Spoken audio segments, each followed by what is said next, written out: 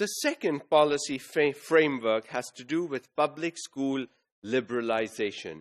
If we want parents to choose more often sending their children to government or public schools will need to be liberalised. They will need to be made much more liberal.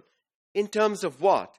Reducing the red tape and bureaucracy that public schools face.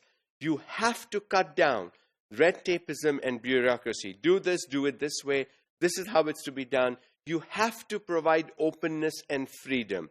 If people are tied by all these reports, all this paperwork, or today, even if you do it online or digitally on the computer, it is still work. If all this extra work and extra details need to be looked at, then the teachers are not happy, the administrators are not happy, the students are not happy.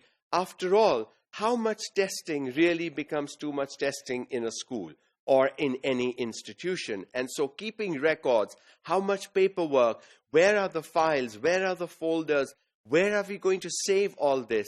And how do you track a student's progress from grade 1 through grade 5 when you don't have proper storage facilities? So red tape and bureaucracy will have to be cut down if we want parents to choose public schools in place of private schools for their children.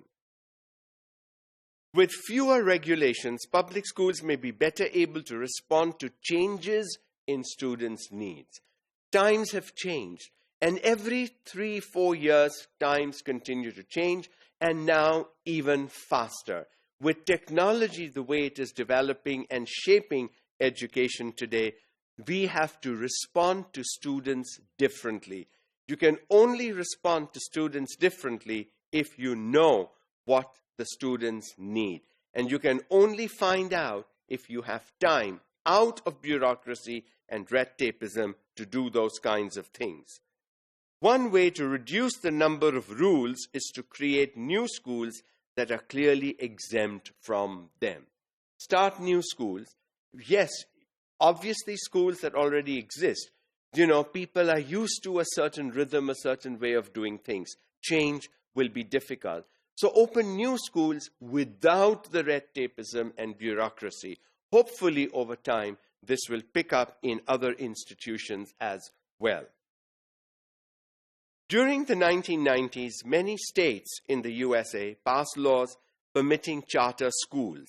These are government-funded schools, but they are subject to fewer regulations than regular public schools. So you have the public schools, which are completely dominated by government red tapeism and bureaucracy. And then you have charter schools.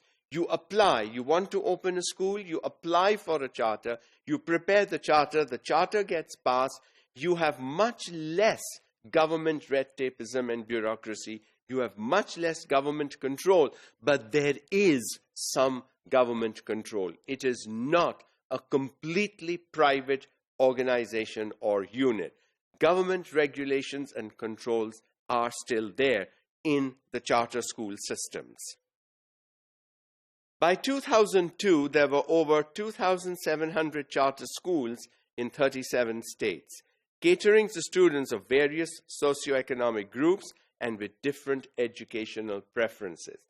See, the key is, we've so far believed over here in Pakistan that one size fits all will work in education. It is not going to work. It has never worked. One size will not fit all. The 20, 30, 50 different students in our classrooms are all different individuals with their own preferences, their own capabilities, their own abilities, their own ways of doing things. Unless we account for those individual preferences with smaller class sizes, with more funding, and less bureaucracy and red tapeism, quality education cannot be provided in all schools.